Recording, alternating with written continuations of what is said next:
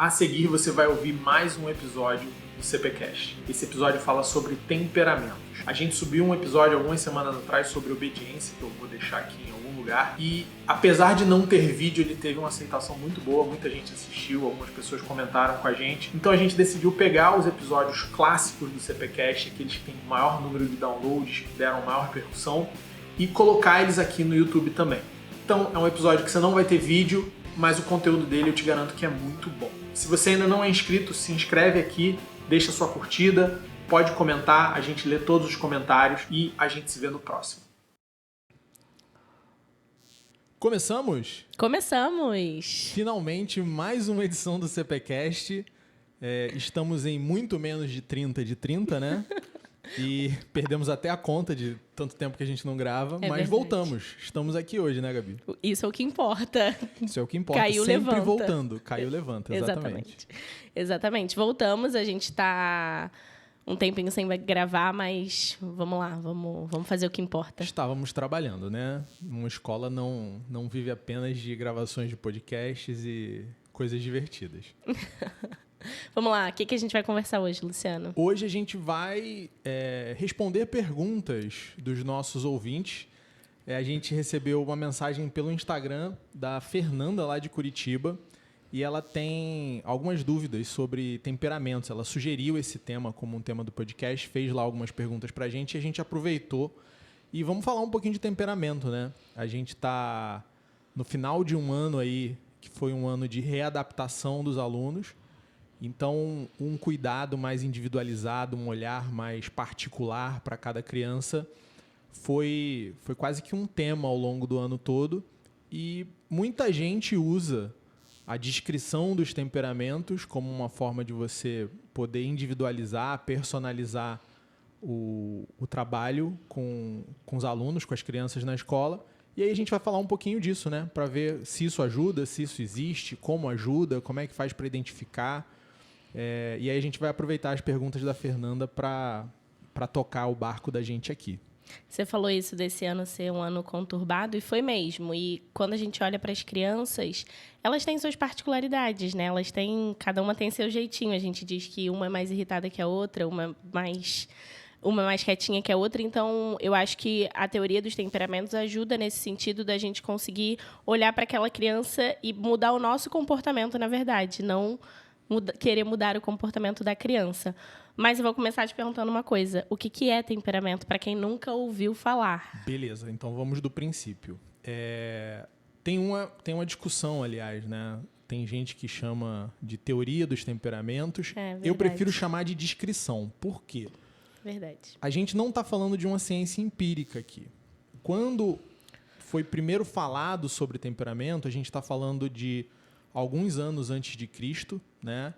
Começou com Hipócrates, que é considerado o pai da medicina.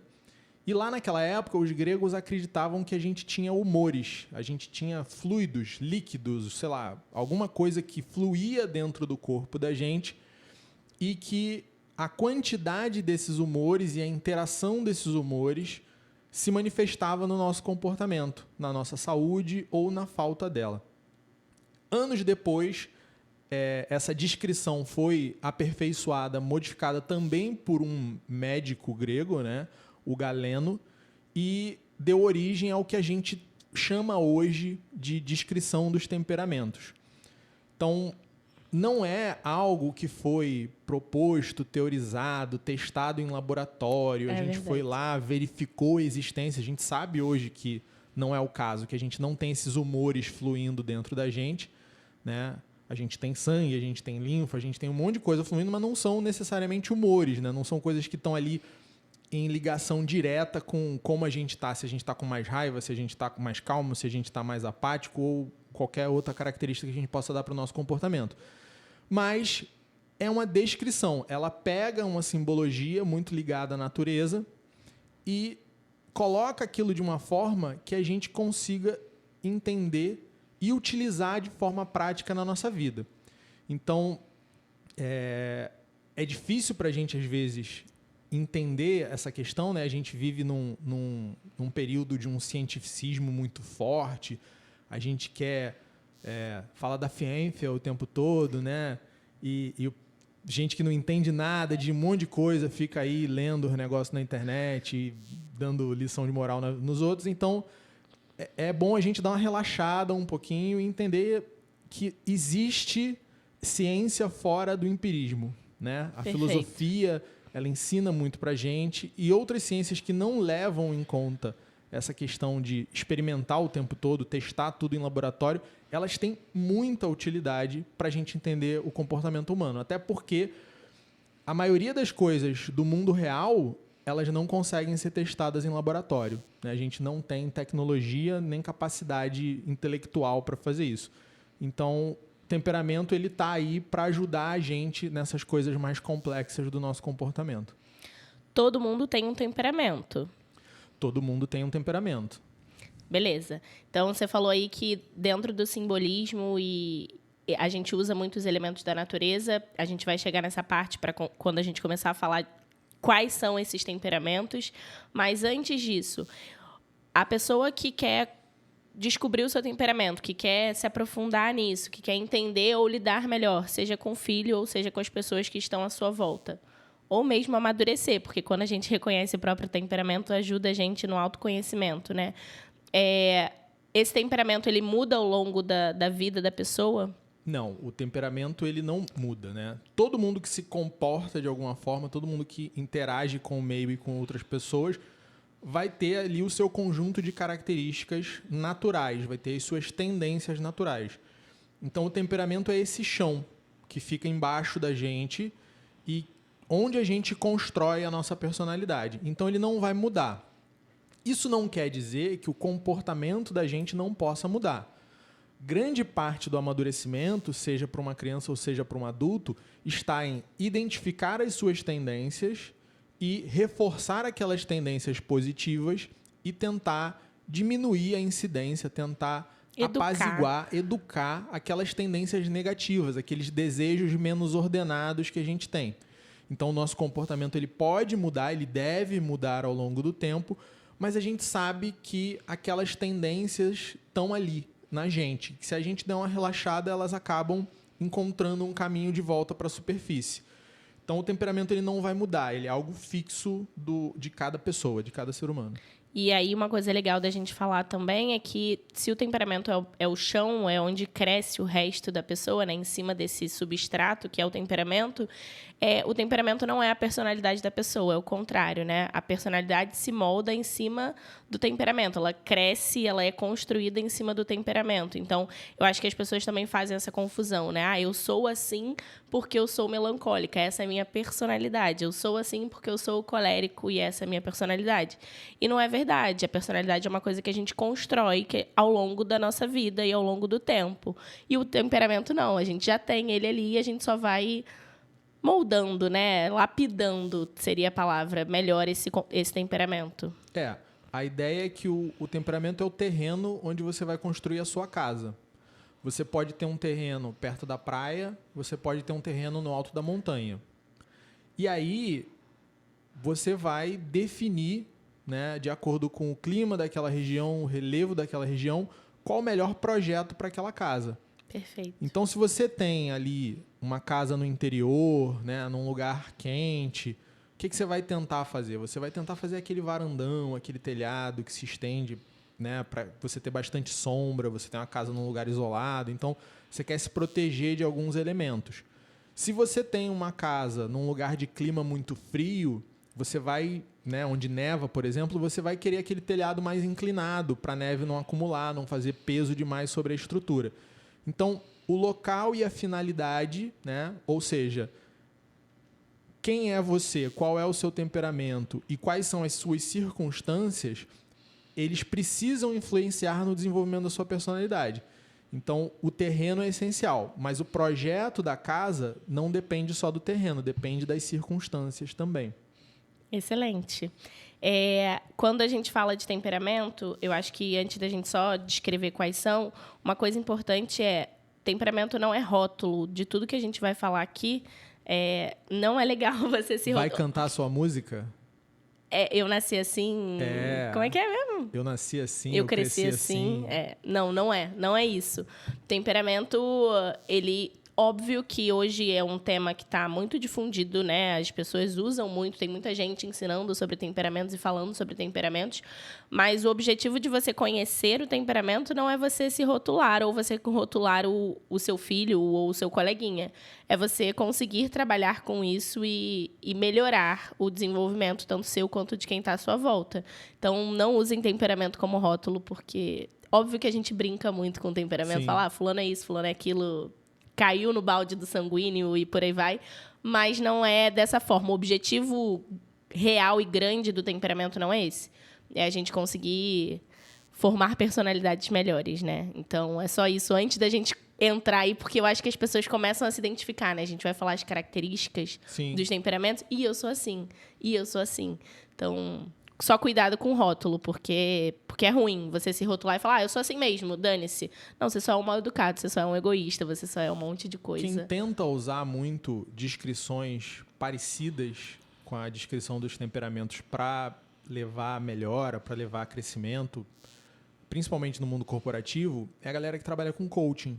Uhum. Quando você faz aqueles testes de DISC, ou quando você tenta avaliar, você tem uns testes lá que falam do animal, né? Tem gente que é águia, tem gente que é tubarão, tem gente que é lobo. O que o coach está tentando fazer nessa situação, né? Com uma ferramenta que eu acho que não é tão legal, tão completa quanto o temperamento, mas que serve ali para ele naquela situação. É falar, ressaltar, olha, você tem essas tendências aqui, né? Ou você foca muito no seu trabalho e você não trabalha muito bem o seu social.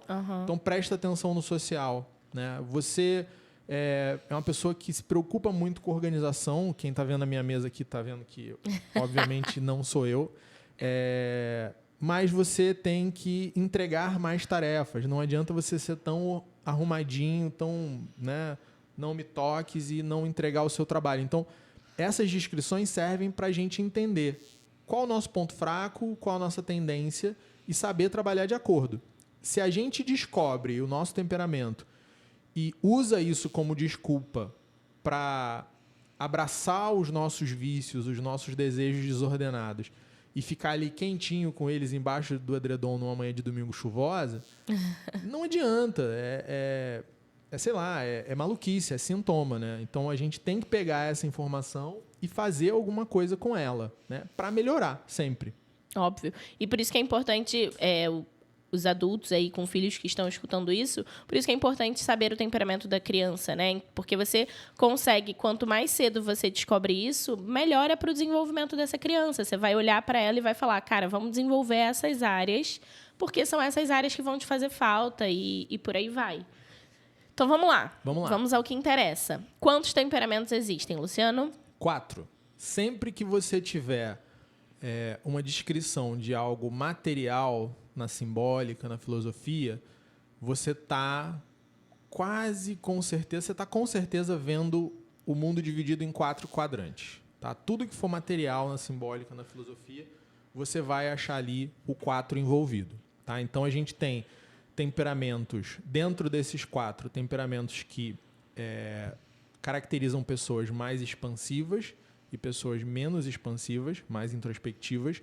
E você também caracteriza essas pessoas em uma facilidade maior de conviver, uma maleabilidade maior e pessoas um pouco mais rígidas, um pouco mais de características mais fixas, né? Que a gente chama de características secas.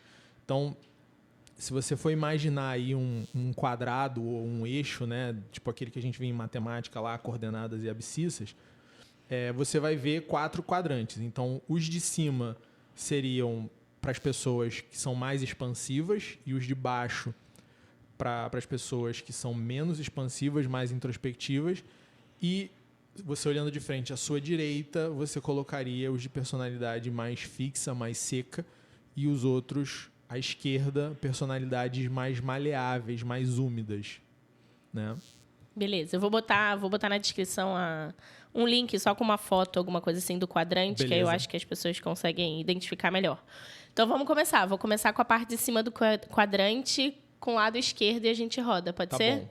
Pode? Pode ser. Então tá. Então, vou começar com sanguíneo. Sanguíneo, tá. O sanguíneo, ele é comparado ao ar. o elemento do sanguíneo, né? Os temperamentos eles trabalham com a ideia dos 4 elementos. Uhum. O ar ele tem uma característica úmida e expansiva, né? O ar ele é meio sem forma. Então, quando você pensa num sanguíneo, você pensa em alguém que é expansivo e alguém que é flexível, alguém que não tem ali as vontades muito de maneira mais travada, né? O sanguíneo ele muda de opinião com uma certa facilidade, ele flui bem entre grupos diferentes, ele se socializa bem. Por outro lado, ele tem uma certa dificuldade de manter o foco, manter a atenção na mesma coisa por muito tempo. O sanguíneo, a gente falando no contexto escolar, ele é o candidato número 1 a receber um diagnóstico de TDAH, por exemplo, né? Não quer dizer que ser sanguíneo seja um transtorno ou que todo aluno que é diagnosticado com TDAH seja sanguíneo, mas se você for puxar uma correlação lá entre diagnóstico de TDAH e temperamento, com certeza você vai ver que tem uma influência muito forte. O sanguíneo, por isso, ele precisa de um pouco mais de estrutura, de rotina, mas sem nunca você forçar o sanguíneo além da conta. Não dá para você pedir, na hora de fazer um dever de casa, para um sanguíneo fazer 4, 5 páginas de dever de uma vez só. O sanguíneo ele vai fazer um pouquinho, ele vai precisar parar, ele vai precisar descomprimir um pouco mais. E essa constância de fazer todo dia as mesmas atividades, na mesma sequência, ele traz para o sanguíneo um pouco dessa ordem que ele precisa, né? Então, o sanguíneo ele precisa entender, ele precisa de alguém de fora para dar um pouco de estrutura para ele, né? Outra coisa que é muito importante para os sanguíneos é a necessidade deles de gasto energético. E isso, se você for colocar isso aí, você vai ter uma relação direta também para quem tem TDAH, por exemplo. Tanto o sanguíneo que tem diagnóstico ou não, quanto o aluno de qualquer temperamento que tenha um diagnóstico de TDAH, o gasto energético vai ser muito valioso para a melhora do comportamento desse aluno ou dessa criança.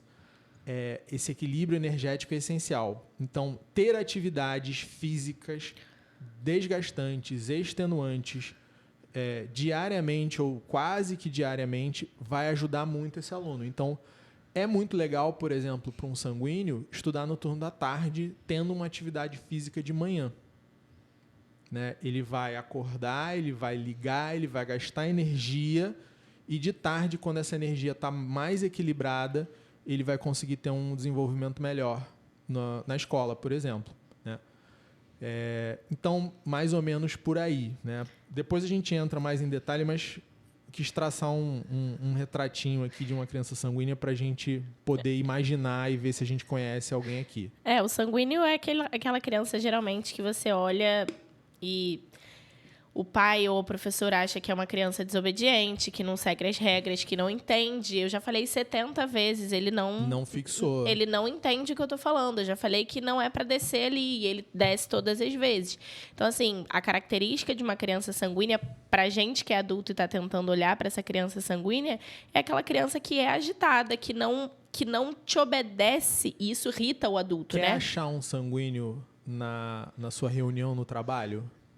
Segue o clique da caneta. Isso foi a minha garrafa. Mas, eu tô sem caneta aqui. A minha também não tá aqui. Mas aquele clique. Aquela pessoa que fica na reunião, clique, não consegue parar a mão, ou então tira um anel, pega um cordão, fica revirando aquele negócio o tempo todo. Essa pessoa provavelmente é sanguínea. Por quê? Porque ela precisa de um amuleto ali, de alguma outra coisa para ajudar ela a manter o foco. Uhum. Então, você vai brigar, às vezes, com essa criança, porque você fala, para com esse barulho. Passa 30 segundos, a criança volta a fazer o barulho. Você não, já te pedi para parar com isso. Ela para. Uhum. Mas 30 segundos depois, isso. Ela voltou. Por quê? Porque passou. Achei. O clique, esse aí. Não estava na minha mão, eu não sou sanguínea, galera. Eu não estava fazendo esse barulho. Não, a Gabriela definitivamente não é sanguínea. Verdade. Então, eu acho que pra gente conseguir identificar isso, olhar pra gente falar, será que a criança ou o adulto ali é sanguíneo? Ele tá fazendo mais de uma atividade ali, ele não está se concentrando naquilo ali, ele não está obedecendo. A gente adulto tende a rotular a criança como desobediente. Ele não está obedecendo, ele não se esforça também. O sanguíneo tem uma característica do esforço para a criança, de você acha que ele não... passou um exercício mais difícil, ele desiste no meio do caminho. É porque ele não tem a vontade bem educada. Para ele vai pular para outra coisa. Aquilo ali para ele não é interessante. Ele pula para uma outra coisa. Então, só para você ter o retrato aí, se você tem uma criança mais ou menos assim, pode ser que ela se encaixe. E aí, qual é o segredo? Essa característica do sanguíneo ela é muito relevante para quem é pai, para quem é mãe, para quem é professor, tá? O sanguíneo, ele vai, a partir do momento que ele se apropria da própria cognição e que ele começa a enxergar o mecanismo, ele passa a se interessar mais. O que eu quero dizer com isso? O sanguíneo ele tem uma necessidade um pouco maior de aprender a aprender para manter a motivação na escola. Então, não vou misturar aqui 12 camadas, mas existe uma fase, a terceira camada, no nosso desenvolvimento, que ela é totalmente... a nossa maior dor é em relação à nossa cognição. Uhum. A motivação dessa camada é aprender os mecanismos de funcionamento das coisas. Não só aprender matemática, história e geografia, mas aprender o seu lugar no mundo, a interagir com o mundo. Quando o sanguíneo passa dessa fase do desenvolvimento, que ele entende, e nem sempre isso é fácil, né? Tem uma questão aí de metacognição envolvida muito grande, ele entende o método e, a partir do momento que ele entende o método... Ele segue. Ele não enxerga mais aquela atividade, aquele exercício, aquele dever de casa como um obstáculo do qual ele vai simplesmente virar e andar para o outro lado. Porque ele não faz questão de ir por ali exatamente, né? Ele não tem essa coisa na cabeça dele que tem que ser esse caminho. Ele vai virar para o lado e vai dar a volta e vai fazer outra coisa. Mas quando ele entende o mecanismo, ele começa a conseguir enxergar aquilo ali como uma conquista. E ele fica extremamente motivado a fazer aquilo ali. Uhum. Né? Então, um erro grande que a gente tem, a gente vai falar disso daqui a pouco, com sanguíneos e com fleumáticos, é achar que eles nunca vão dar certo na vida porque eles são preguiçosos, porque eles deixam tudo para lá e porque eles não terminam nada. Perfeito. Mas o fleumático é água. Água morra abaixo, ninguém segura. Né? Então, se você consegue botar o fleumático num declive, ele vai. Se você consegue ensinar para o sanguíneo o mecanismo de resolução de uma questão, biruta ele de aeroporto. vai também. Exatamente. Se o vento está a favor da biruta do aeroporto virado para lá, a biruta está lá em pezinha, hein? Exatamente. Pinando certinho para o lado de lá. Então, é isso mesmo. Mas eles precisam... O Luciano já falou várias vezes aqui em podcast sobre vontade auxiliar, né? Então, o sanguíneo é esse cara que precisa muito dessa vontade. Você não consegue estocar o vento, mas você consegue canalizar ele. É verdade. Cuidado, galera, não se estoca vento. Enfim, mas ele tem essa capacidade. Vamos passar para o próximo e a gente vai voltando e fazendo as comparações. Vou rodar para cá, para a direita. Vou continuar no expansivo, mas vou rodar para o outro lado, para um temperamento seco agora. Quem é o próximo, Luciano? Tá, então, expansivo e seco, né? A gente está falando de fogo agora, como elemento. É o colérico. Beleza. Então, o colérico, ele tem essa... Ele também expande bastante, só que a gente conhece o colérico pela expansão dele na ira. Né? Pela cólera mesmo. O fogo queima. Né? Então, a característica mais, digamos, marcante, assim, aquela que mais impressiona, que mais impacta a gente, quando a gente ouve falar de temperamento a primeira vez e ouve falar do colérico, a gente lembra de alguém dando um ataque de pelanca, gritando com alguém. Grosseiro, rude. Mas o fogo, ele também é essencial para a nossa vida. O fogo transforma as coisas. O fogo ele tem uma capacidade de modificação do nosso ambiente, da temperatura das coisas, né? da própria comida. O fogo é essencial para a nossa existência na Terra. Assim como o colérico. O colérico bem domado, bem utilizado, ele é extremamente útil. Né? Ele é capaz de transformar os outros, de ser veículo de transformação. Então, normalmente, coléricos são excelentes líderes quando eles são bem ordenados. Um colérico mal ordenado é aquela pessoa insuportável que distrata todo mundo, que briga no trânsito, que né, vive arrumando encrenca. Aquele vizinho que berra às 2 horas da manhã porque, sei lá, passou um caminhão do lixo na rua. Mas a criança colérica, então, ela vai ser aquela criança mais propensa a fazer birra, mais propensa a entrar em disputa com os colegas, né? Aquela criança que vai... Que é orgulhosa, que vai criar os dominadora. movimentos, exatamente, que vai querer que todo mundo brinque do jeito que ela brinca, né? Que vai chamar a tia porque tem alguém ali fazendo alguma coisa errada e ela quer ver a criança tomar um esporro. A criança colérica, ela tem muita dificuldade de reconhecer a autoridade, né? Então, assim, pro pai, para você conseguir identificar, aquele filho... A gente falou que o sanguíneo, ele é o desobediente, né? Que você dá a ordem, ele sai ali. Ele não é que ele não vai entrar no embate com você, o sanguíneo. Ele só não vai te obedecer porque ele não entendeu. Ele não tem a capacidade de guardar aquilo ali para ficar seguindo aquilo ali. O colérico, ele te entende, mas ele não vai te obedecer porque ele não reconhece a autoridade. Ele quer fazer o que ele quer no momento que ele quer. É diferente do sanguíneo nesse sentido. Então, o colérico, ele tende a entrar no embate. Você vai pedir, ele vai dizer não. Você vai pedir, ele vai dizer não. Você vai pedir, ele vai dizer não. Então, é diferente do sanguíneo. É difícil para o sanguíneo entrar no embate. Apesar dele ser expansivo, é difícil para ele entrar no embate. O colérico, não. Isso aí é fichinha para o colérico. Dizer não... mole, fácil. O colérico pula muro, o colérico pula janela, o colérico no jogo de futebol, quando tá todo mundo jogando na boa, ele é aquele que vai dar a bicuda na cara do goleiro, né? Porque o colérico, ele não vai aceitar. Tá todo mundo aqui, não, joga devagarzinho aqui, joga só pra gente se divertir e tal. Ele é imprudente, ele é imprudente. Ele tentou 2 vezes fazer um gol, a bola não entrou, ele vai chutar com toda a força que ele tem. Porque ele quer vencer aquela barreira, ele quer romper aquilo ali, ele quer conquistar. Então, ele não aceita muito ficar contido. Essa é a questão expansiva. Só que o colérico, ele tem a secura também no temperamento. Então, o colérico, ele é obstinado. O colérico, quando coloca uma coisa na frente dele, ele vai perseguir aquilo insistentemente. Então... para você motivar um colérico também, é muito mais fácil. E para a criança colérica é desafio, não é tipo, coma a abóbora do seu prato. Jamais você vai ajudar o seu filho colérico a comer, a aprender a comer abóbora, falando coma abóbora, você não levanta da mesa se você não comer abóbora. É desafio, é tipo, cara, será que você consegue comer abóbora, teta? Então é diferente, o colérico, ele é motivado por desafios. Então, pra gente conseguir educar uma criança colérica, a gente também precisa entender que não adianta entrar no embate com o colérico. Você vai mesmo você sendo adulto, você sai perdendo, porque você perde no relacionamento mesmo com o teu filho. O colérico, ele tem uma característica até física interessante. Isso é um assunto que a gente pode entrar em algum outro momento, mas pela forma de se expressar fisicamente, a gente consegue ter algumas pistas do temperamento. Então, por exemplo, a posição da boca dos temperamentos, ela é diferente. Normalmente, quando a criança está parada assim, sem fazer nada, a pessoa está parada sem fazer nada, você olhar para a boca da pessoa, se ela está entreaberta, se os dentes estão aparecendo, se ela está com os lábios bem fechados. São indícios do temperamento.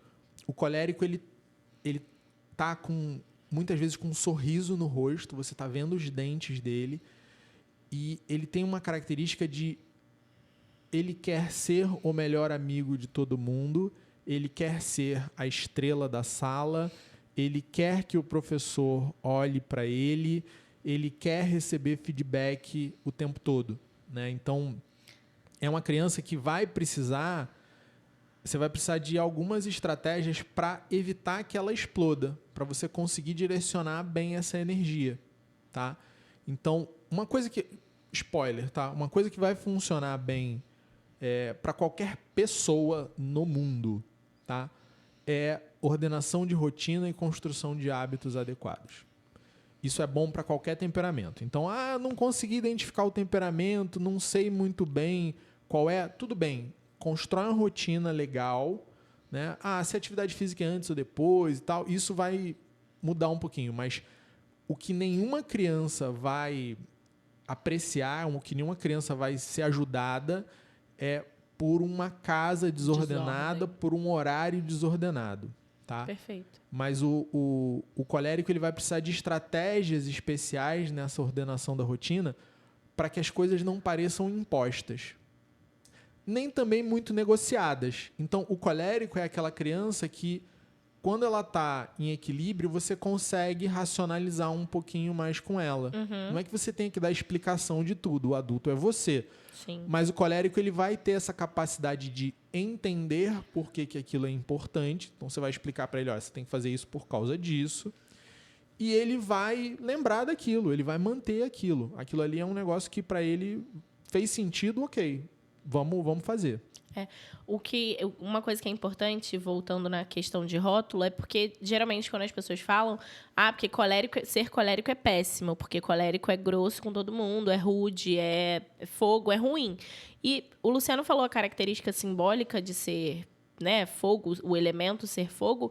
E ele falou, o fogo ele também aquece, né? O fogo também tem essa capacidade de trazer as pessoas para perto e iluminar ambientes, enfim. Então, não fiquem só com a imagem... Eu, quando conheci os temperamentos, eu achava que eu era colérica. E eu achava péssimo, porque eu falava, cara, estúpido, não tem como melhorar. Não existe caminho de melhora. A pessoa é assim e ponto. E não é bem assim. Existem coléricos muito bem educados, não de não falar grosso com alguém, mas educados na própria vontade que você nem diz que a pessoa é colérica. Se você conhece, se você conversa, você nem diz que a pessoa é colérica. Então, não é de todo ruim, não é isso. O colérico ele também vai ser o capitão do time de futebol, né? Ele vai ser aquele cara que junta todo mundo, aquele cara que quando chega na adolescência organiza ali o churrasco. Que tem a palavra ali, né? Que vai falar pelos outros em muitas ocasiões, que vai defender as pessoas que estão sendo... Porque ele vai desenvolver esse senso de justiça e isso vai ficar cravado nele. Né? Então, ele vai se colocar. Ele tem essa capacidade, né, de ser racional, de explicar por que aquilo está errado. E ele tem o ímpeto necessário para se colocar. Então, ele é muito valioso também. Ele pode ser muito bem trabalhado. Mas, da mesma forma que o sanguíneo mal ordenado corre um sério risco aí de receber um diagnóstico de TDAH e ficar tomando remédio à toa, o colérico ele vai ser o pestinha, se ele for mal ordenado, ele vai ser... Se a gente for falar de diagnóstico, o colérico vai ter uma tendência maior para TOD, por exemplo. Com certeza, perfeita analogia. Você vai achar que o colérico tem um transtorno opositor desafiador. E, na verdade, é uma vontade mal ordenada. Perfeito. Até porque, gente, qual é a criança que não... Né? É difícil você não ter uma criança que não saia ali do prumo um pouco, que não seja desobediente, falando dos temperamentos para cima. Agora, para baixo, talvez a gente ache essa criança, mas é natural do processo. Então, isso que o Luciano fala de diagnóstico, de novo, gente, a gente não está dizendo que os diagnósticos não existem. A gente falou isso, acho que no último Todos os episódios. episódio. A gente não está dizendo que não existe diagnóstico, que não existe laudo, não é nada disso. Mas é porque antes disso, existem coisas que a gente consegue fazer. Hábitos básicos para desenvolver com as crianças, conhecer os temperamentos e ordenar a vida dessa criança. Depois disso, beleza, senão... o laudo pode existir, ninguém aqui quer rasgar laudo e tacar na fogueira, não. Pelo amor de Deus, não é isso. Eu acho que é uma questão de saúde, né, Gabi? Quando a gente vai num médico, ou num nutricionista, ou em qualquer profissional da saúde, ele tem a opção de trabalhar com os seus hábitos e com o seu estilo de vida, e ele tem a opção de te prescrever uma medicação, né? Existem condições, existem doenças onde a medicação é necessária até por uma questão de efeito agudo, né? Você está sofrendo ali naquela hora, então você medica, você resolve aquela situação ali com remédio, mas a gente sempre vai poder melhorar a nossa condição de vida através de hábitos melhores, de alimentação melhor, né? De rotina mais adequada para as nossas necessidades. Com criança funciona igual, né? Então, você tem condições lá psiquiátricas, né, que precisam de medicação? Com certeza.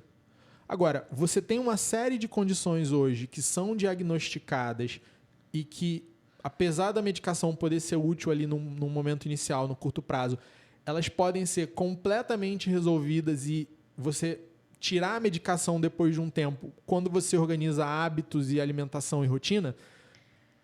Vou te dizer que a maioria dos casos que a gente tem hoje aqui, que estão com acompanhamento, que estão sendo medicados, que estão fazendo terapia, havendo uma melhor organização da rotina da casa e da rotina da criança, em 6 meses aquela criança está sem tomar remédio nenhum. Né? A maioria dos nossos casos. Existe uma minoria que vai... Que leva isso mais isso mais para frente e não tem muito jeito. Sempre vai acontecer. Mas hoje eu diria que 70% a 80% dos casos se resolveriam a médio prazo, não precisa muito tempo, 6 mesezinhos, com rotina, atividade física e alimentação melhor. Perfeito. Vou descer, vou continuar girando. Então agora a gente vai sair dos expansivos e vai descer para o quadrante de baixo. E aí a gente vem para quem? A gente continua... Na direita. Tô na direita ainda. Tá rodando, né? Para baixo. A gente continua com um temperamento seco, só que agora ele é frio, né? Se a gente fosse chamar de estação do ano, seria inverno. Né? A gente está falando da terra como elemento agora. Né? A terra tem essa característica de ser seca e fria. A terra não produz calor. Né? A terra está ali paradinha no cantinho dela, mas você consegue marcar a terra. Né? Você consegue enterrar coisas. Você consegue pegar o baú do tesouro, enterrar ele, e ele fica ali enterrado séculos. Né? Você consegue pegar a Excalibur, a espada do rei Arthur, cravar ela na pedra e ninguém consegue tirar ela dali. Esse é o melancólico. Né? O melancólico ele tem uma característica de pegar as coisas do mundo externo, absorver, processar elas internamente e, às vezes, reagir a elas. Mas, muitas vezes, não. Muitas vezes, o processo do melancólico ele é muito mais interno do que externo. Num primeiro momento, uma criança melancólica ela parece ser o auge da tranquilidade, né? Porque ela reage muito pouco. Ela externa muito pouco as insatisfações dela. Só que ela traumatiza também. O melancólico, quando ele é tratado com agressividade, quando ele é deixado de lado, ele não vai necessariamente reagir como um colérico ou parecer indomável como um sanguíneo. Mas aquilo ali vai ficar marcado nele e isso vai se refletir na personalidade dele ao longo da vida.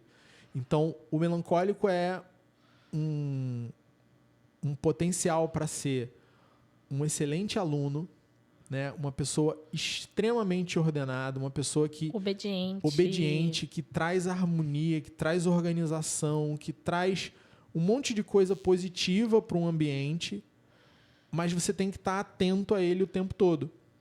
Porque às vezes você está machucando o melancólico e ele não está reclamando, ele está aguentando.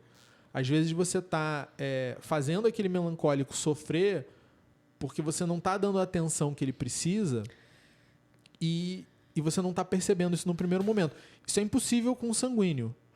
O sanguíneo é o primeiro sinal de carência, ele vai ficar papai, papai, papai, papai, papai, mamãe, mamãe, mamãe. E você não vai conseguir mais ver televisão, você não vai conseguir mais mexer no seu telefone. O melancólico não, ele vai pegar um brinquedinho e vai ficar ali no cantinho brincando sozinho. Ele se isola, né? Ele sai do centro, na verdade. O sanguíneo ele vai para o centro. O melancólico não, ele sai do centro da... É a criança quietinha. Se a gente está tentando identificar aqui, dar a característica para vocês identificarem as crianças, é a criança quietinha, é a criança que não... Geralmente, num primeiro momento, não vai te rebater uma ordem, vai obedecer, vai fazer, por mais que aquilo ali esteja contra o que ele quer fazer no momento. Então, eu acho que a observação para você conseguir identificar se teu filho é melancólico, se teu aluno é melancólico, tá muito quietinho, não tá causando problema no ambiente, não tá. É isso. Exatamente. Apesar de estar fazendo as atividades, estar fazendo tudo ali. Você não vai ter problema com o trabalho de casa, você não vai ter problema com nada disso. Mas você também não vai ter o outro lado. Você não vai ter uma criança que vai querer apresentar, querer te mostrar, querer... Nada, ela vai fazer por ela mesma quietinha. Então, se você tem essa criança por aí, esse lado... E, geralmente, uma característica forte do melancólico também, para você identificar, ou adulto ou criança, é o lado do melancólico que tudo é muito difícil, né? Então, a criança melancólica, você vai pedir uma coisa para ela, ela vai fazer. Mas, para ela, aquilo ali é difícil. Para ela aquilo ali não vai dar certo. Para ela aquilo ali...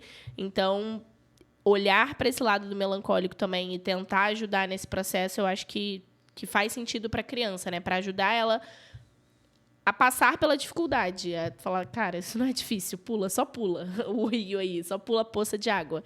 Para o melancólico, pular uma poça de água é, meu Deus, eu vou cair do outro lado, vou tropeçar. Então, ajudar o melancólico na dificuldade, se você está identificando que a tua criança aí é melancólica.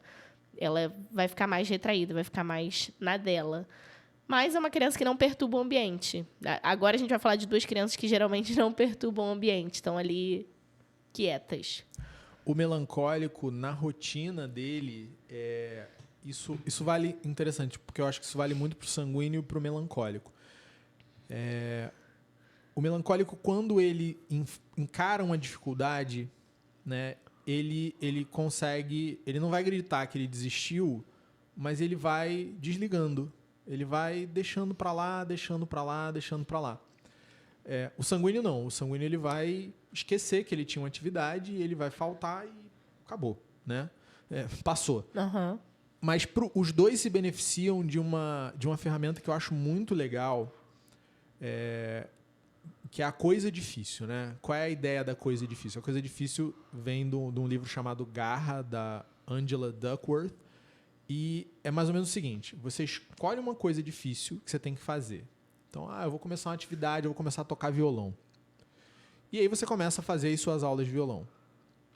Só que essa coisa difícil, você precisa colocar uma meta para ela, um fim para ela. O fim é tocar uma música daqui a 6 meses, participar de um recital no final do ano, sei lá, alguma coisa do tipo. E a terceira característica é que antes de chegar nessa meta, você não pode desistir. Então, o sanguíneo serve porque você fica lembrando ele ali. Olha, você tem isso, lembra? Você tem esse compromisso, lembra? Você tem esse compromisso. E ele vai entendendo que o fim das coisas, às vezes, lá longe. Né? Isso ajuda muito o sanguíneo. Para o melancólico, ele não vai esquecer que ele tem aquele negócio. Mas o melancólico, ele vai meio que tentar dar uma escorregada aqui, sair, não falar sobre o assunto e ir embora.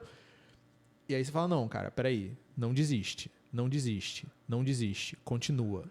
Vamos chegar até ali. A gente combinou que a gente ia até ali, a gente vai até ali junto, então. Tá? Então, isso eu acho que ajuda muito crianças desses 2 tipos. Que são pessoas que opostas, às vezes... né? Eu escutei uma vez uma coisa sobre temperamento que é interessante. Quando a gente terminar os 4, a gente marca isso, mas olhando para o quadrante, e aí se você pensar numa criança, por exemplo, melancólica, a gente está falando do melancólico agora, ou uma pessoa melancólica, ela tem que focar no outro lado dela, sei lá, o melancólico está muito introspectivo, eu quero ajudar essa criança, Você vai ter que botar ele para fazer atividades, por exemplo, que estejam em contato com o ar, com o sanguíneo, com coisas do sanguíneo. E isso funciona para todos os temperamentos, para que aquela criança consiga entrar em contato com outro polo, né? com outro aspecto dela, que para ela nem sabe que aquilo ali existe, mas vai fazer um bem, sei lá, o melancólico andar na praia no vento, para o melancólico é uma boa.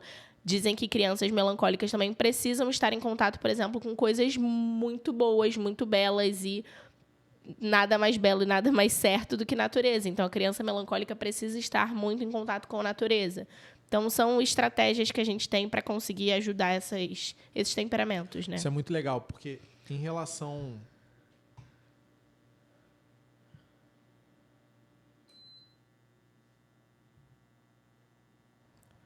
Isso é muito legal, porque em relação a atividades, por exemplo, o sanguíneo ele se beneficia muito de atividades artísticas.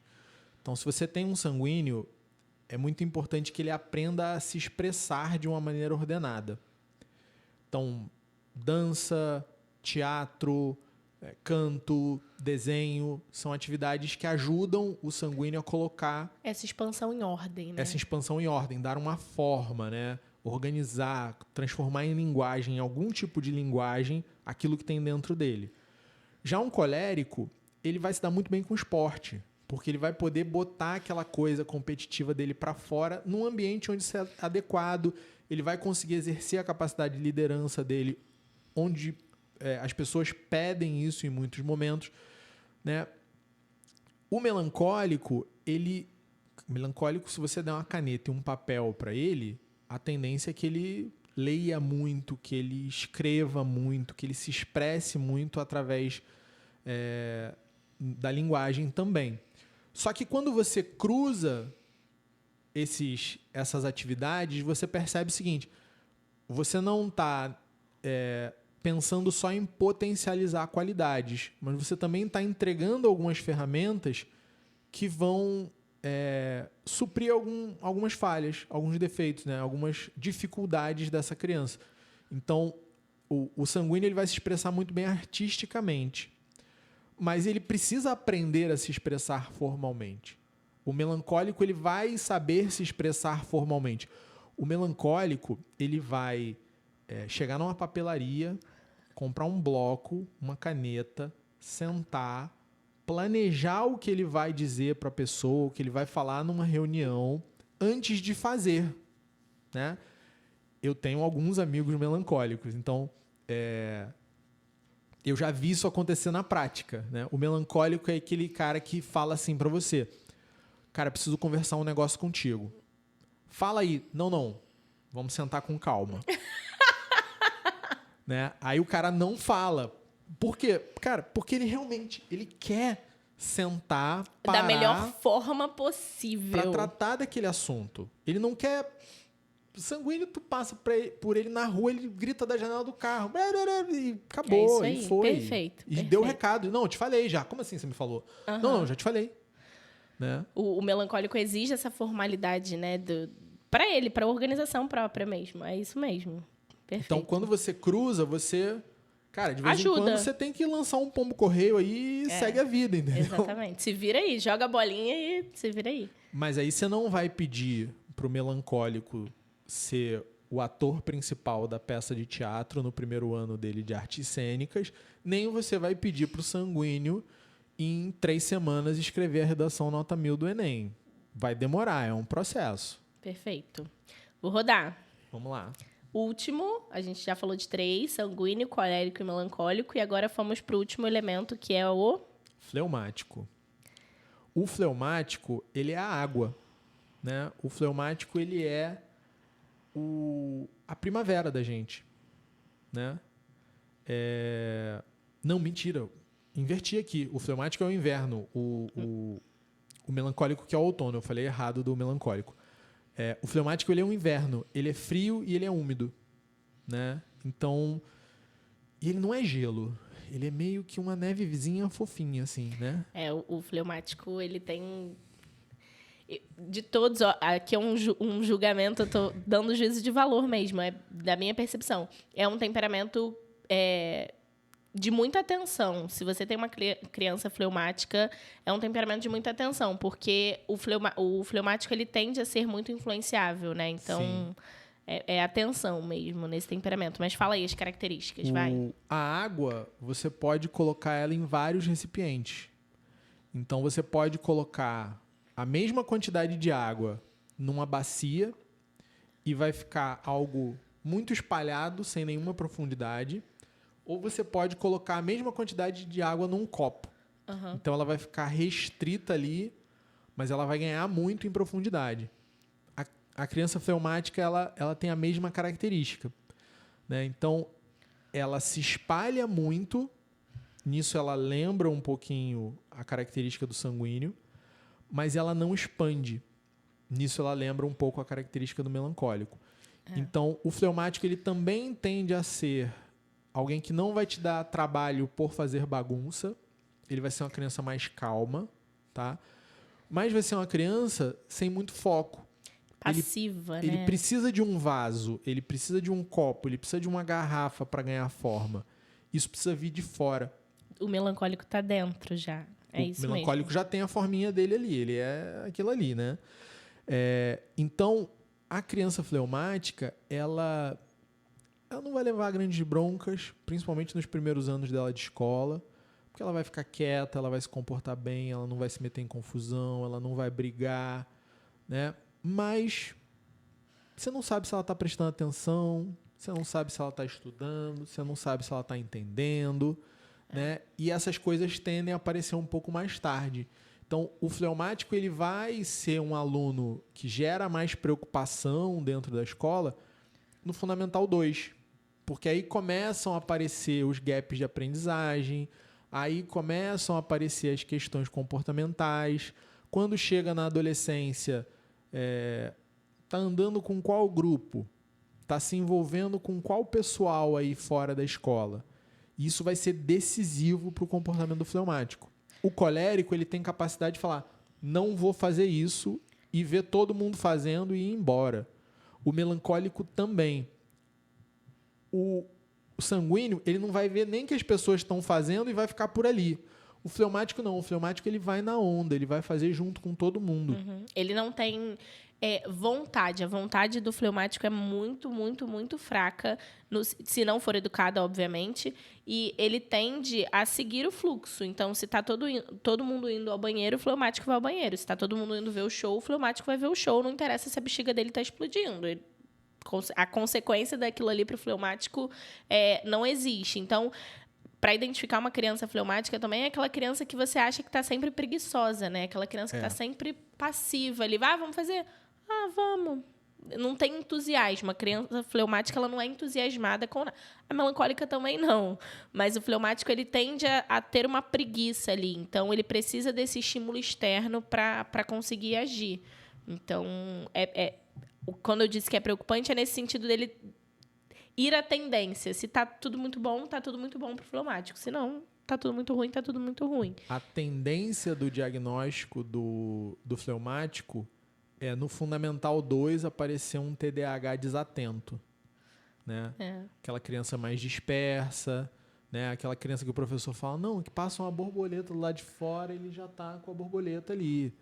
Né? E ele fica desenhando durante a aula, ele fica, sei lá, planejando o campeonato de jogo online que vai ter de noite. Ele tá pensando em outra coisa, ele tá em outro mundo, mas ele tá ali presente, calado, te olhando. A criança fleumática, ou o adulto também, ele precisa ser exigido, né? Ele precisa desse... Porque se ele não for exigido, ele sozinho, ele não vai ter melhora pessoal. Ele não tem grandes... Ele não vislumbra grandes coisas para a própria vida. Então, assim, tá bom. Eu vou trocar de emprego. Tá bom. Ele não tem essa visualização de melhora pessoal sozinho. Então, ele precisa... Criança fleumática precisa ser exigida. Se a gente vai falando dos hábitos aí, uma criança fleumática ela precisa ser exigida. Eu preciso que você faça isso por isso. Então... E para quem estuda temperamento, principalmente quem está começando a estudar temperamento, ouve isso e fala, então é uma porcaria ser fleumático. Não! Só que o fleumático ele tem uma característica também que é a seguinte. Você já viu um rio passando por um lugar? Ele vai passar por ali. Mas tem uma pedra. Ele vai passar por ali, ele vai gastar a pedra, ele vai cortar a pedra e ele vai passar por ali. Então, pode demorar. Vai demorar. O fleumático não se importa que demore 10 anos, 15 anos, 20 anos. Uma vez que ele acha o caminho dele, ele vai. E acabou. Não há negociação com o rio. Você não pode chegar para o rio e falar, não, vira para a esquerda aqui. Não, ele vai. Acabou. Agora, como é que a gente desencadeia isso no fleumático? Como é que a gente destrava no fleumático? O fleumático ele precisa ter um pouco de estrutura na liberdade dele, mas ele precisa de muita liberdade. Ele precisa experimentar coisas. A gente tem que mostrar para ele o que ele vai experimentar, né? Porque em algum momento nesse processo de experimentação ele vai achar um caminho. Quando ele achar o caminho, acabou o problema, está resolvido, ele vai sozinho a partir dali. E também cuidado com o que você mostra, porque para tirar ele dali também vira um cabeça dura, né? Aquela pessoa cabeça dura. Nossa, mas não consigo mudar o foco. Você deu o foco, já era. Então, a grande questão do fleumático é explorar acompanhado de um bom guia, de um bom tutor. O fleumático que passa por essa experiência, ele vai ter uma chance muito maior de sucesso. Por quê? Porque ele está experimentando coisas boas, ele está construindo rotinas boas, ele está construindo hábitos bons. E depois que um fleumático constrói bons hábitos produtivos, proveitosos, ele vai ficar ali.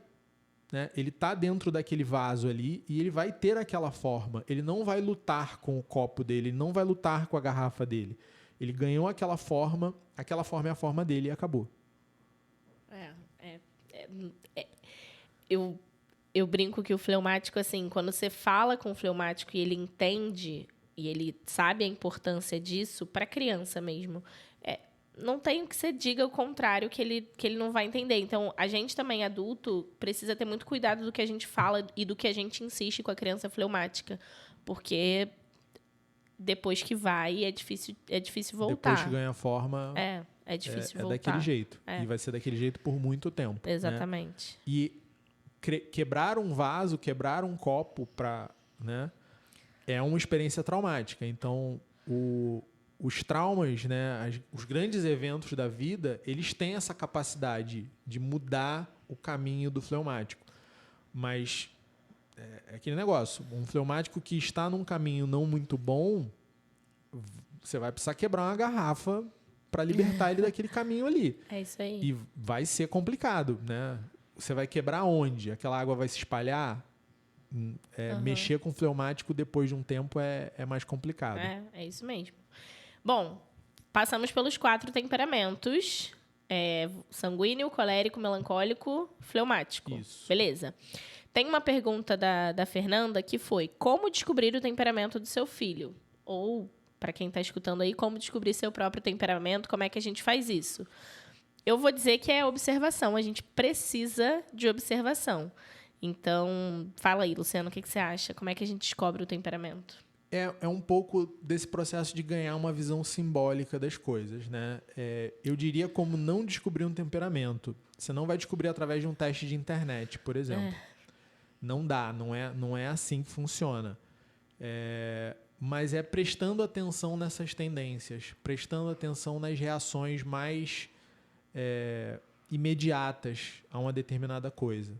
Então, depois que você ganha um pouquinho, né, dessa poesia de ficar olhando a natureza, prestando atenção nessas coisas dos elementos e tal, e começa a observar a gente, meio que se torna um negócio natural. No início parece um pouco confuso, mas olhar o comportamento, né? Essas dicas que a gente deu, por exemplo, do comportamento do sanguíneo, se você for olhar as crianças brincando, fica distante, né? Dá espaço e vê as crianças interagindo.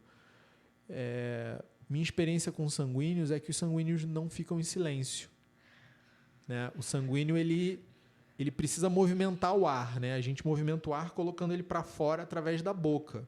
Ou tá falando ou tá cantando. E quando a gente faz isso, a gente produz som. Então, dificilmente você vai ver um sanguíneo em silêncio. O sanguíneo, principalmente quando ele está sozinho, entediado, ele está fazendo algum barulho, né? A boca dele não fecha.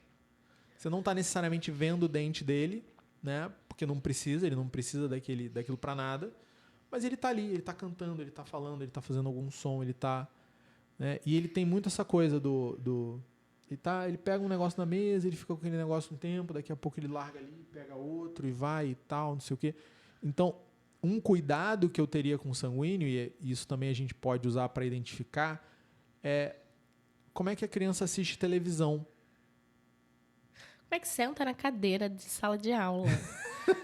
É nítido você entrar numa sala e ver o aluno que está sentadinho em cima da perna, que está com a perna...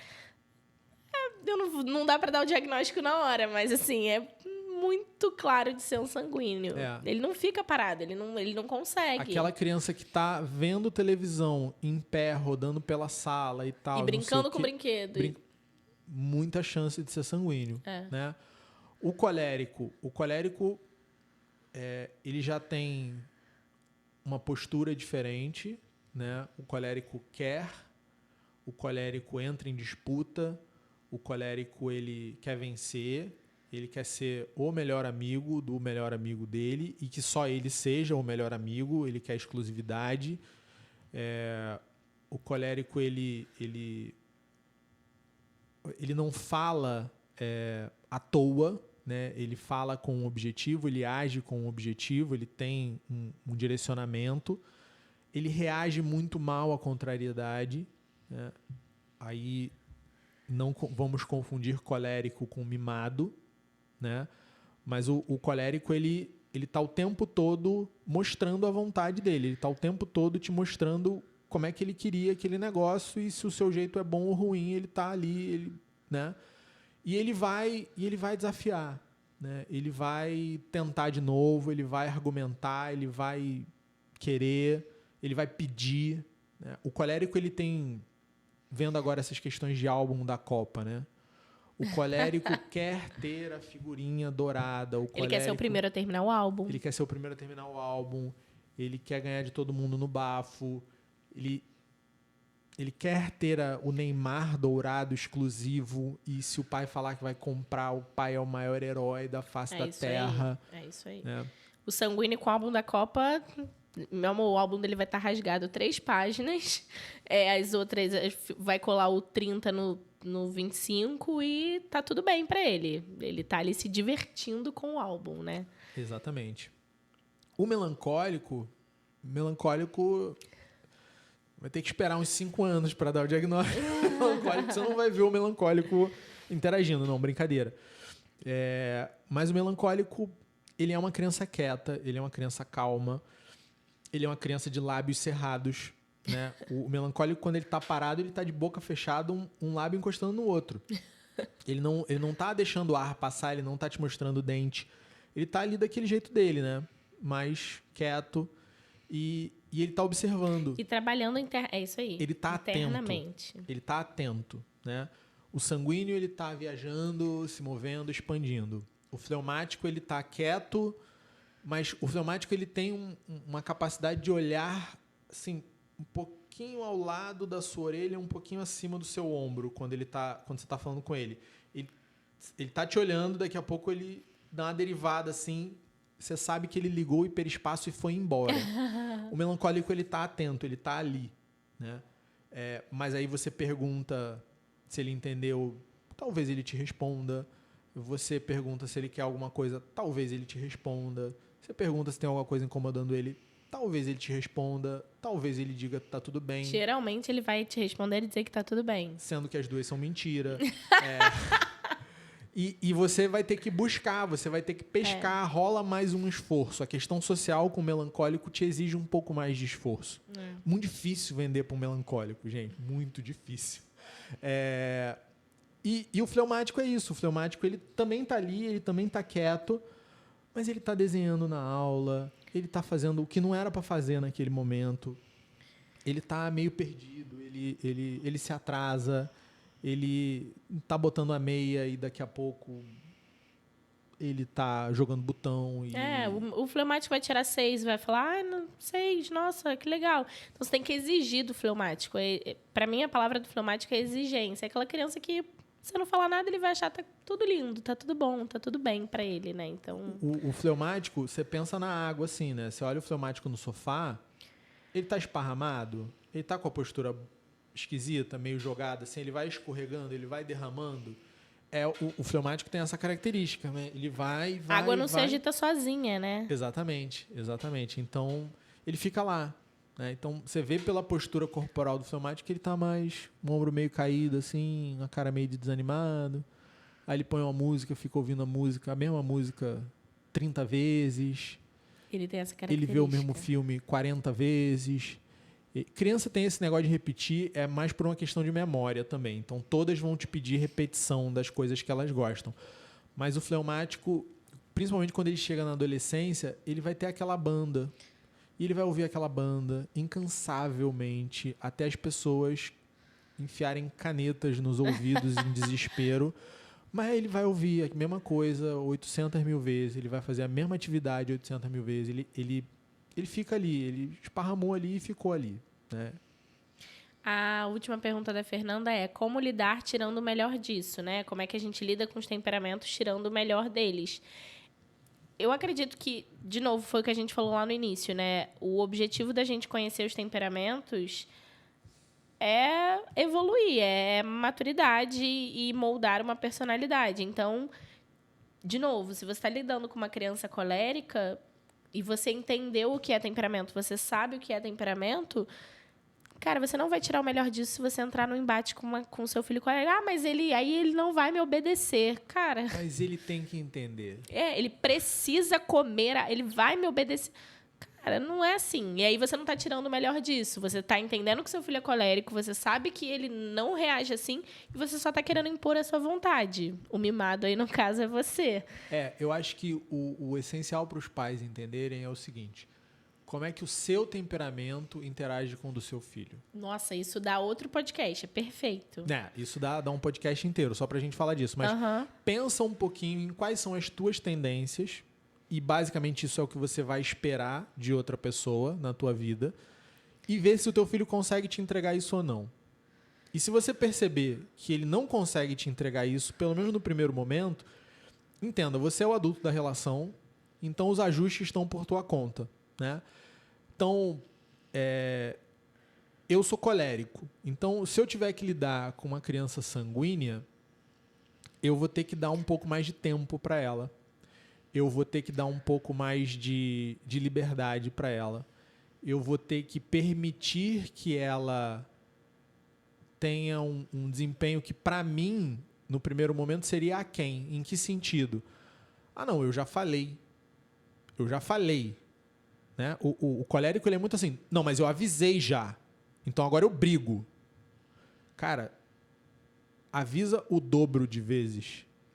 E de formas diferentes para o sanguíneo. Avisa dando um abraço, avisa, sabe? O sanguíneo, ele vai pedir a tua atenção se ele precisa da tua atenção. Então, se você não quer dar naquele momento, desiste. Porque ele vai continuar pedindo. Ou então acostuma, né? Mas o sanguíneo também, se você chamar e falar, me dá um abraço aqui, fica aqui comigo. Cara, daqui a 5 minutos ele já quer fazer outra coisa. Já passou. Já é outro momento. Então, é muito ir ajustando ao longo do dia, ao longo da convivência, né? E entender, olha, o colérico, ele te fala uma vez que ele quer alguma coisa, e depois ele já está meio com raiva de você, porque, você não entendeu. O sanguíneo ele vai demorar 8 vezes para entender, né? E talvez vários dias, e talvez a construção de rotina é muito lenta. Por outro lado, se eu tiver que lidar com um fleumático, eu vou ter que buscar o fleumático. Trazer ele para perto. Né? O sanguíneo ele vai me sinalizar o tempo todo que ele está precisando de alguma coisa, que ele quer. Ele não sabe o que ele quer, mas ele quer alguma coisa. O fleumático não. O fleumático está ali na dele também, né? Então eu vou ter que buscar o fleumático. Posso esperar a iniciativa do fleumático? Não posso esperar a iniciativa do fleumático. Então, mas você não... Né? A gente teve tem caso aqui, às vezes, que os pais querem dar responsabilidade e falam, a partir de agora você faz tal coisa. Cara, beleza. Se for melancólico, ele até vai fazer. Se for colérico e ele entendeu o negócio, ele vai fazer também. Fleumático, ele não vai fazer. Daqui a 5 minutos ele não lembra que você pediu isso para ele. Não fixou. Não tem secura ali naquela... Né? Você não... O que acontece quando você chega na areia e escreve com o dedo na areia? Fica ali um tempo, né? Se você escrever em outro tipo de terra, fica ali muito tempo. E quando você tenta escrever alguma coisa com o dedo na água? Né? Você não termina nenhuma letra. Acabou. O fleumático é isso. Exatamente. Né? Então, como é que o adulto vai se relacionar? Né? Um pai melancólico com uma criança de outro temperamento. Né? Ou você vai ter que reagir a muito mais estímulos do que você gostaria de reagir, ou você vai ter que propor estímulos. Olha que coisa louca, né? Você vai ter que inventar uma saída todo sábado, sendo que você queria ficar em casa. Você vai ter que inventar uma bicicleta, um patins, não sei o que, no shopping no domingo, sendo que você também queria ficar em casa. Sim. Você não vai poder ler por 1h30 todos os dias, quando você tem um filho de qualquer outro temperamento, porque você tem que estar preocupado em ou propor coisas para alguém que tem um temperamento mais frio, ou receber coisas e devolver coisas de alguém que tem um temperamento mais quente. Então, o primeiro passo, óbvio, é tentar identificar o temperamento. Mas se você quer otimizar alguma coisa, eu acho legal tentar primeiro otimizar essa relação. Com certeza. Entender como é que os dois temperamentos se encaixam e e fazer os ajustes necessários para essa convivência ficar mais harmoniosa. Depois, se você é colérico como eu, aí já pensa em otimizar, mudar a ordem das coisas na rotina. Aí a gente já pensa em pegar e sei lá, qual é a melhor atividade possível para uma manhã de terça-feira para uma criança sanguínea, entendeu? Aí mas aí se você é colérico, se você está disposto a isso, a racionalizar tudo a esse ponto. Se não, só convive bem com a criança que já está ótimo. Já está maravilhoso. Eu acho que o temperamento ajuda. Eu não vejo os temperamentos como... Ah, não, isso dificulta o relacionamento, isso prejudica, eu rotulo. Eu não vejo o temperamento de verdade. Só vejo coisas boas. O temperamento ajuda a gente a se relacionar com as pessoas, ajuda a gente a melhorar as relações. Mas a gente tem que estar disposto a isso, né? Tem que estar desarmado para isso. Então... eu acho que o que eu entendo do que a Gabi está falando é o seguinte: é muito mais uma coisa que vai te ensinar como você pode ser melhor para os outros. Serviço mesmo. Do que te dar uma ferramenta para apontar o dedo para alguém e falar: ah, mas você é fleumático, então é por isso que você é preguiçoso, entendeu? Então, não, como é que eu, colérico, lido melhor com um fleumático? Exatamente. Frases curtas, querido. Frases curtas. Eu vou querer dar a minha explicação detalhada, né, complexa de tudo que está acontecendo no mundo naquele momento. Só que ele só me ouviu por 30 segundos. Então, como é que eu vou ter uma comunicação mais assertiva? Como é que eu vou ter um relacionamento mais harmonioso? Como é que eu vou poder me comportar melhor nessa situação, conhecendo as minhas tendências e conhecendo as tendências da outra pessoa? Cuidado, sempre... No temperamento, cuidado é sempre para você, nunca para o outro. Para de querer, porque o fulano é sanguíneo, ele não me escuta. Tá, o problema é seu. Você tem armas suficientes para aprender a lidar com isso, mas difícil. A primeira pergunta dela era: temperamento é real? Eu acho que depois disso tudo que a gente disse... Eu acho que a grande questão do real ou não real é: você quer encarar isso como uma teoria que vai ser testada num laboratório, você vai dizer que não é real. Uhum. Você quer entender isso como um trabalho filosófico e simbólico que observou o comportamento humano e chegou a conclusões fantásticas desses padrões de comportamento? Claro que é real, é muito real. E ajuda muito, é uma ferramenta valiosíssima. Muito, muito. Pra gente que trabalha em escola, eu sei que quem escuta a gente aí provavelmente está olhando isso para o filho, né? Para identificar para o filho, mas para relações de trabalho, para quem trabalha em escola, para ver com a criança, é fantástico. Tem muita coisa ainda que a gente se pega fazendo, falando, cara, não tinha que fazer isso com essa criança, eu não posso agir assim com o outro. Então, é fantástico. Ainda bem que isso apareceu, ainda bem que existe. Bom, acabamos.